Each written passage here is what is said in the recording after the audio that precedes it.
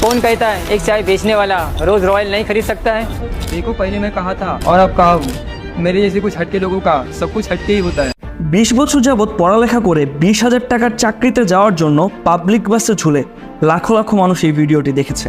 এই সকল মানুষের মাথায় ভিডিওটি দেখার পর কি প্রথম প্রশ্ন আসবে না, পড়ালেখা কি আসলে ওভাররেটেড অথবা স্ক্যাম? টিকটকে নেচে কিনে ফেলছে কোটি টাকার ফ্ল্যাট, ট্রিপ দিচ্ছে দুবাইয়ে।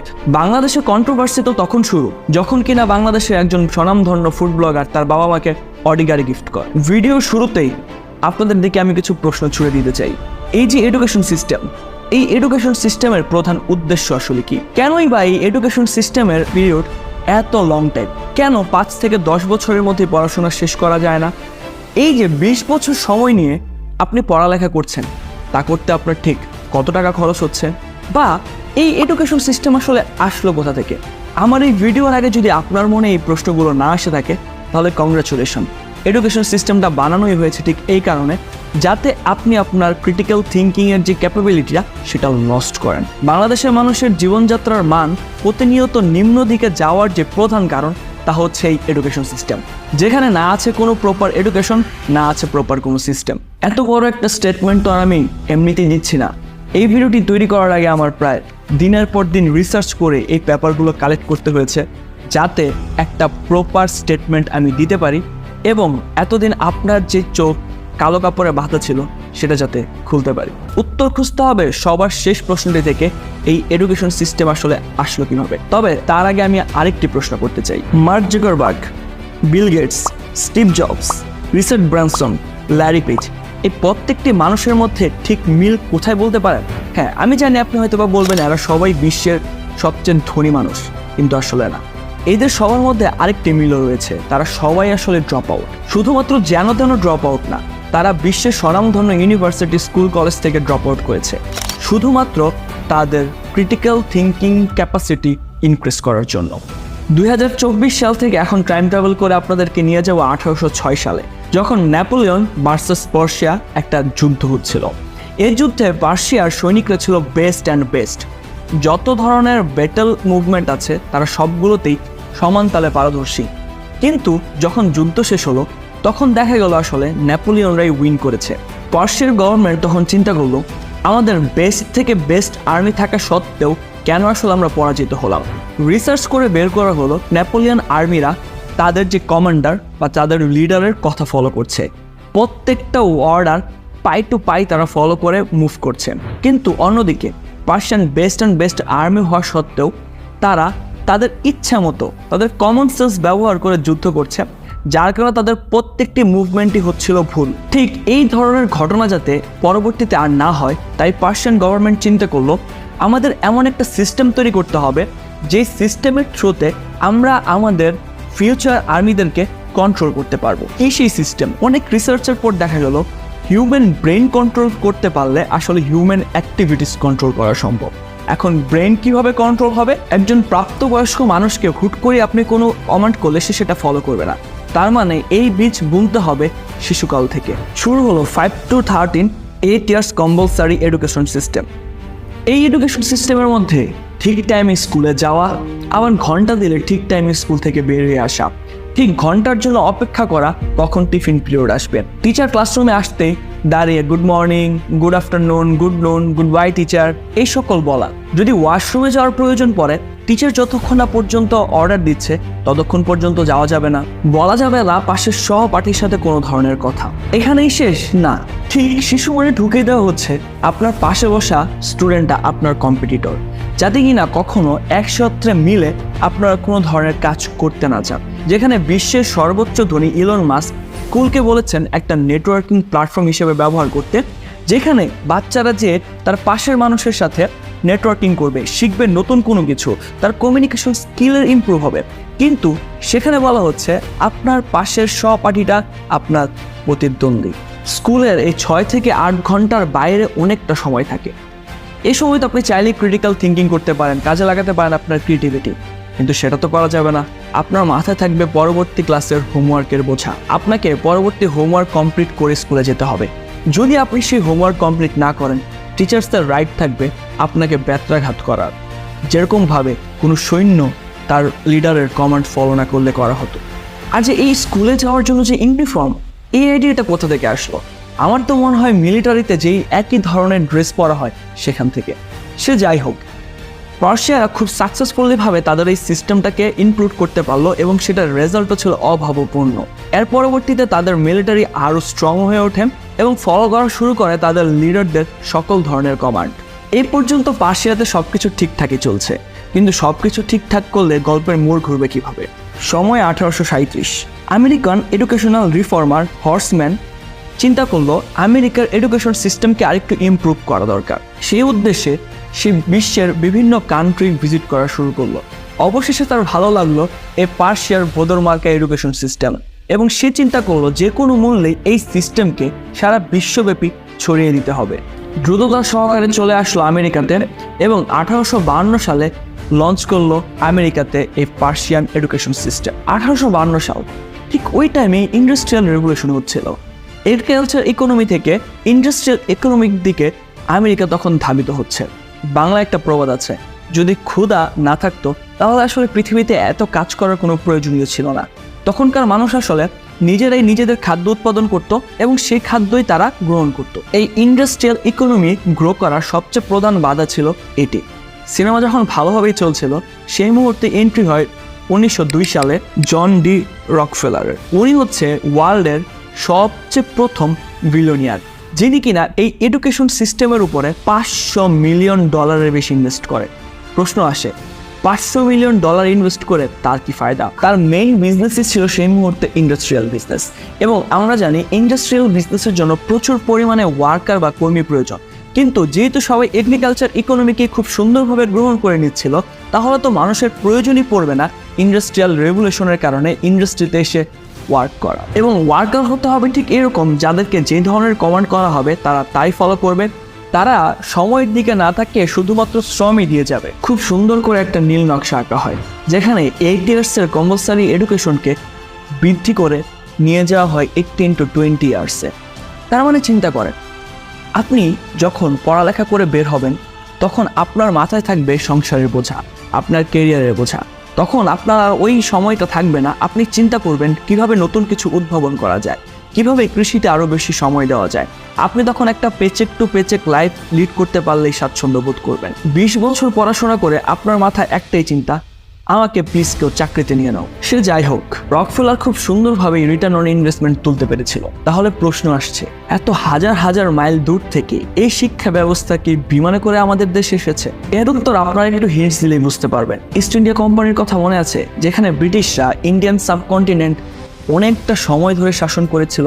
আচ্ছা, প্রশ্ন আসে না, এই গুটি কয়েক মাত্র ব্রিটিশ কিভাবে ইন্ডিয়ান সাবকন্টিনেন্টের থাকা হাজার হাজার লাখো লাখো মানুষকে শাসন ও শোষণ করে এসেছে, যেখানে কিনা আমরা তাদের ভাষাই বুঝতাম না? পয়েন্ট ধরতে পেরেছেন? হ্যাঁ, ইন্ডিয়ান সাবকন্টিনেন্টের এডুকেশন সিস্টেম ছিল গুরুকুল, মক্তব, মাদ্রাসা টাইপ, যেখানে শিষ্যরা গুরুর কাছে যেত এবং বেশিরভাগ ক্ষেত্রেই প্র্যাকটিক্যাল নলেজ গ্রহণ করত। কিন্তু এখানেও আবার আরেক ভিলেনের আগমন। মানে ব্যাপারটা এমন যে প্রত্যেকটা দেশে মনে হয় আলাদা করে ভিলেন আছে। 1835 সাল, লর্ড ম্যাকাউলে, যিনি কিনা প্রথম বলে এই ধরনের এডুকেশন সিস্টেম দিয়ে আসলে উন্নতি করা সম্ভব না, আমাদেরকে শিখতে হবে ইংলিশ ল্যাঙ্গুয়েজটাকে এমনভাবে প্রচার, মার্কেটিং, অ্যাডভার্টাইজিং এবং ব্র্যান্ডিং করা হয়, যার কারণে এখনও দেখবেন যখন অনেক মানুষের সামনে একজন বা দুইজন স্পিকার বা কোনো ব্যক্তি অনর্গল ইংলিশে কথা বলছে, আমরা তাকে অনেকটা স্মার্ট এবং জ্ঞানী ভাবা শুরু করি। এই মাইন্ডসেটটা ডেভেলপ করা হয় সেই 1835 সালে। এবং আপনি জানলে অবাক হবেন, আপনি যদি ব্রিটিশদের ইতিহাস পড়েন বা বিশ্বের ইতিহাস পড়েন, সেখানে ব্রিটিশরা ইন্ডিয়ান সাবকন্টিনেন্টে এসেছিল অসভ্য মানুষদেরকে সভ্য করার উদ্দেশ্যে। আমরা যেমন জানি আমাদের 200 বছরের ইতিহাস, আমরা যেমন জানি আমাদের মুক্তিযুদ্ধের ইতিহাস, এটা আমরা আমাদের দেশের পার্সপেক্টিভে যেভাবে জানি, সেই দেশের পার্সপেক্টিভে সেভাবে জানানো হয় না। আমি নিজে ইংলিশ ডিপার্টমেন্ট থেকে অনার্স কমপ্লিট করেছি। সেখানে আমি যখন লিটারেচার পড়েছি, আমি দেখতে পেরেছি তাদের লিটারেচারে যেভাবে আসলে বিষয়গুলো উপস্থাপন করা হয়েছে, আমাদের বাংলাদেশে বা ইন্ডিয়ান সাবকন্টিনেন্টে ব্যাপারগুলো মোটেও এরকম না। আমাদেরকে সম্পূর্ণই অসভ্য বর্বর জাতি বানিয়ে দেওয়া হয়েছিল। এবং যেহেতু ইন্ডিয়ান সাবকন্টিনেন্টে এই এডুকেশন সিস্টেমটা, যে পার্সিয়ান এডুকেশন সিস্টেম, এস্টাবলিশ হয়ে যায়। এরপর থেকে যখন দেশগুলো বিভক্ত হয়ে যায় তখন প্রত্যেকটা দেশই এই এডুকেশন সিস্টেমটাকে সুন্দরভাবে গ্রহণ করে নেয়। এই তো গেল সিস্টেম। তাহলে প্রশ্ন আসে প্রপার এডুকেশনের। আপনি ঠিক বলুন, স্কুল, কলেজ বা ইউনিভার্সিটি লাইফে আপনি যে সকল নলেজ লার্নিং করেছেন তার কত শতাংশ আসলে আপনি আপনার বাস্তব জীবনে কাজে লাগাতে পেরেছেন? ছোট্ট একটা পয়েন্ট বলি, বিবিএ কমপ্লিট করে সরকারি চাকরির উদ্দেশ্যে হাজারো তরুণ বেকার। এই যে 18 থেকে 20 বছরের যে পড়াশোনার সময়কাল, আপনি হিসেব করলে দেখবেন ভালোভাবে পড়াশোনা করতে গেলে পড়াশোনা পারপাস, স্কুল, কলেজ, ফিস এবং আপনার সকল অ্যাক্টিভিটিস এবং আপনার যে ধরনের ইকুইপমেন্ট লেগেছে সেটা সম্পূর্ণ শেষ করতে মোটামুটি 20 থেকে 25 লাখ টাকা আপনার খরচ হয়ে গিয়েছে।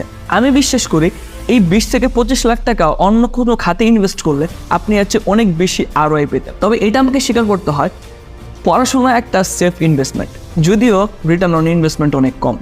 সে যাই হোক, আমাদের 20 থেকে 25 লক্ষ টাকা খরচ করতে কোনো দ্বিধা হয় না, কিন্তু আমরা 20 থেকে 25 হাজার টাকা খরচ করে কোনো প্র্যাকটিক্যাল স্কিল বা কোনো নলেজ বা কোনো কোর্স করতে আমাদের অনেক অনীহা।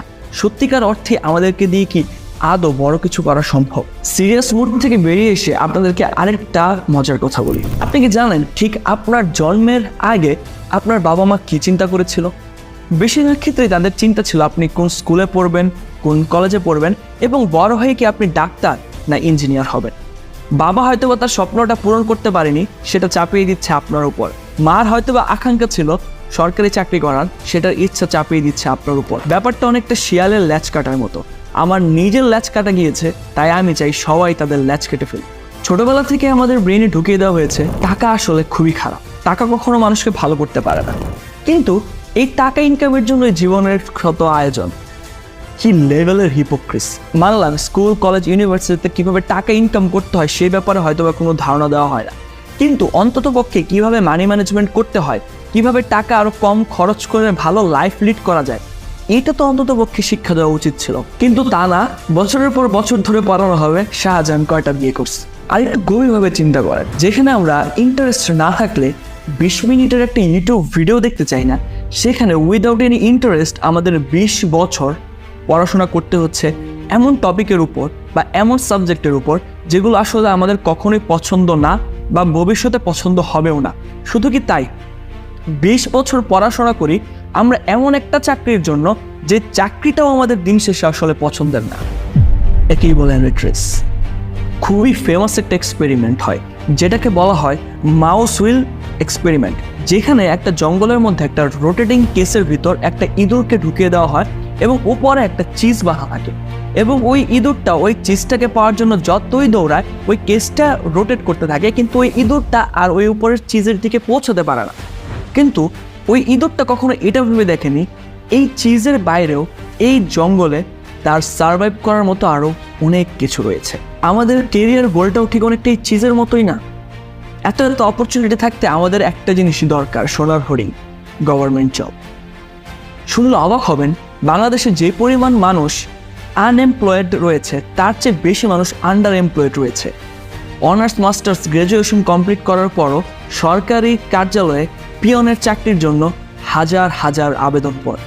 বেশিরভাগ ক্ষেত্রে অনার্স, মাস্টার্স বা দেশের বাইরে থেকে পড়ালেখা করে এসে আমাদেরকে কাজ করতে হয় আমাদের চেয়ে আরও কম শিক্ষাধারী মানুষের আন্ডারে। নেগলেক্ট করার কিছু নেই, স্বশিক্ষাই সুশিক্ষা। আমাদের দেশে এখনও শতাব্দী পুরনো যে এডুকেশন সিস্টেম রয়েছে তা আসলে তৈরি করা হয়েছিল ওয়ার্কার দরকার সেই জন্য। তার মানে আমাদের দেশে বর্তমানে উদ্যোক্তা দরকার, যে উদ্যোক্তারা নিজেদের ব্যবসা প্রতিষ্ঠান তৈরি করবে, নিজের উদ্যোগ গ্রহণ করবে, ছোট বা বড় পরিসরে যে কোনোভাবে সেটা হতে পারে, যাতে তার আন্ডারে আরও অনেক মেধাসম্পন্ন মানুষদের চাকরির ব্যবস্থা হয়। Always remember, job is a wrong idea. Don't ever look for a job. Always tell yourself that I'm a job creator. I'm not a job seeker, I'm a job creator. So be a job. আর যারা বেকার রয়েছে তাদের শুধুমাত্র government জবই জীবনের প্রধান উদ্দেশ্য হওয়া উচিত, এই চিন্তা ভাবনা থেকে বেরিয়ে এসে নিজের স্কিল ডেভেলপমেন্টে এবং নতুন নতুন চাকরি বা জবের সন্ধানে বের হতে হবে। বাংলাদেশে তো আরেকটা ট্রেন্ড রয়েছে, ভালো পাবলিক ভার্সিটি, মেডিকেল বা বুয়েটে পড়ার জন্য বছরের পর বছর ড্রপ দেওয়া। কিন্তু সেই ড্রপ আমরা দিতে চাই না আমাদের নিজস্ব স্কিল ডেভেলপমেন্টের উপরে। স্বশিক্ষা গ্রহণের ক্ষেত্রে আমরা যে ইউটিউবে সার্চ করতে চাই how to get rich quickly. আমাদের এই এডুকেশনের উদ্দেশ্য আসলে কি? বেস্ট হওয়া। তাহলে আমার প্রশ্ন হচ্ছে, বেস্ট সেটা মেজার করবেন আপনি কিভাবে? বানর যে কিনা খুব দ্রুত গাছে উঠতে পারে, চিতাবাঘ যে কিনা খুব দ্রুত দৌড়াতে পারে, ময়ূর যে কিনা খুব সুন্দরভাবে তার পেখম মিলে মানুষকে আকৃষ্ট করতে পারে, বা ঈগল যে কিনা দূর থেকে এক চান্সে তার শিকারকে আটকে ফেলতে পারে। প্রতিটা প্রাণী প্রতিটা নির্দিষ্ট স্কিলের উপর আসলে বেস্ট। কিন্তু আমাদের এডুকেশন সিস্টেম কেমন জানেন? শুধুমাত্র যে আগে গাছে উঠতে পারবে সেই বেস্ট। ঠিক এই কারণে হাজার হাজার মেধাবী তরুণ তরুণী প্রতিনিয়ত ঝরে যাচ্ছে, পাচ্ছে না তার প্রয়োজন মতো এবং তার সাথে খুব সুন্দরভাবে সুইট করে এরকম কোনো জব বা ক্যারিয়ার অপরচুনিটি। এডুকেশনের উদ্দেশ্য শুধুমাত্র গাছে ওঠা নয়, এডুকেশনের উদ্দেশ্য হওয়া উচিত ক্রিটিক্যাল থিঙ্কিং ক্যাপাসিটিকে ইনক্রিজ করা, নিজেদের মধ্যে যে ক্রিয়েটিভিটি রয়েছে সেটাকে জাগিয়ে তোলা এবং নিজেকে সঠিকভাবে চিনতে পারা। সেই উদ্দেশ্যে বর্তমানে চেঞ্জ হয়েছে বাংলাদেশের শিক্ষা ব্যবস্থা। আরে সে তো আরেক বিনোদন। স্টুডেন্টদের শেখানোর আগে উচিত শিক্ষকদের ট্রেন করা এবং স্টুডেন্টদেরকে স্বশিক্ষায় শিক্ষিত হওয়ার জন্য উদ্বুদ্ধ করা, অনুপ্রাণিত করা। আমি আমার লাইফে আজকে এই পর্যায়ে আসতে পেরেছি। হ্যাঁ, আমি অস্বীকার করছি না physics, chemistry, biology, math, higher math, English আমার প্রয়োজন ছিল না। অবশ্যই প্রয়োজন ছিল। যে ইতিহাসটা আমি বললাম, এই ইতিহাসটাও জানার প্রয়োজন ছিল, কিন্তু পাশাপাশি আমার প্রয়োজন ছিল আমি আমার প্র্যাকটিক্যাল লাইফে কীভাবে জীবন আসলে অগ্রসর হতে পারি, কীভাবে আমি আমার প্যাশন খুঁজে পেতে পারি, কীভাবে আমি আমার জন্য একটা সুন্দর ক্যারিয়ার অপরচুনিটি পিক করতে পারি, আমার লাইফের গোল কী হওয়া উচিত, সেই গোল অ্যাচিভের জন্য আমার প্ল্যান কী হওয়া উচিত, সেই প্ল্যান এক্সিকিউট করার জন্য আমার অ্যাকশনগুলো ঠিক কোথায়, কখন এবং কিভাবে নেওয়া উচিত সেটা জানা উচিত ছিল। দরকার ছিল আমার জন্য আমার লাইফ লেসন। এই ভিডিওটা যখন আমি রেকর্ড করছি, আমি ইতিমধ্যে বলেছি আমি নিজে ইংলিশ ডিপার্টমেন্ট থেকে অনার্স কমপ্লিট করেছি। পড়াশোনার পাশাপাশি আমি আমার কেরিয়ার নিয়ে ফোকাস ছিলাম, এগিয়েছি এবং আলহামদুলিল্লাহ বর্তমানে একটা ভালো পজিশনেও আসতে পেরেছি। আমি বিশ্বাস করি আমি যেহেতু পেরেছি, আপনি চাইলে আপনিও পারবেন। শুধুমাত্র আপনার জন্য দরকার একটা সঠিক গাইডলাইন। আমি আবারও বলছি, আমি এডুকেশনের বিরুদ্ধে না, আমি এই এডুকেশন সিস্টেমের বিরুদ্ধে, যেই সিস্টেমটা চেঞ্জ করা উচিত। হ্যাঁ, আমি জানি একদিনে কখনোই সম্ভব না, শুধুমাত্র এডুকেশন সিস্টেম চেঞ্জ করে পুরো বাংলাদেশকে বদলানো সম্ভব না। আমাদের সোসাইটিকে চেঞ্জ করতে হবে, নিজেদের মাইন্ডসেট চেঞ্জ করতে হবে এবং আমাদেরকে আরও সুন্দর এনভায়রনমেন্ট তৈরি করতে হবে যাতে আমরা আমাদের কেরিয়ারের জন্য এবং জীবনের লক্ষ্যে দ্রুত এগিয়ে যেতে পারি। সবারটা আমি জানি না, আমি আমারটা বলতে পারি ঠিক কী ফ্রেমওয়ার্ক ইউজ করে, কোন উপায়ে এবং ঠিক কী ধরনের স্কিল কিভাবে প্রয়োগ করে আমি আজকে ফ্ল্যাট কিনেছি, গাড়ি কিনেছি, একটা লাইফস্টাইল স্পেন্ড করছি এবং অনেক মানুষের কর্মসংস্থানও তৈরি করেছি, তাও আন্ডার 25 এইজে। যদি সেই ফ্রেমওয়ার্কটা আপনি জানতে ইন্টারেস্টেড হয়ে থাকেন, আপনার জন্য আমার পরবর্তী ভিডিও। আর সেই পরবর্তী ভিডিওটা পাওয়ার জন্য আমার চ্যানেল বা পেজের সাথে কানেক্টেড থাকতে পারেন, যাতে সেই ভিডিওটা আপলোডের সাথে সাথেই আপনি আপনার লাইফ চেঞ্জের জন্য অ্যাকশন নেওয়া শুরু করতে পারেন। যদি মনে হয় এই ভিডিওটা কারো লাইফ চেঞ্জ করতে পারে, প্লিজ শেয়ার।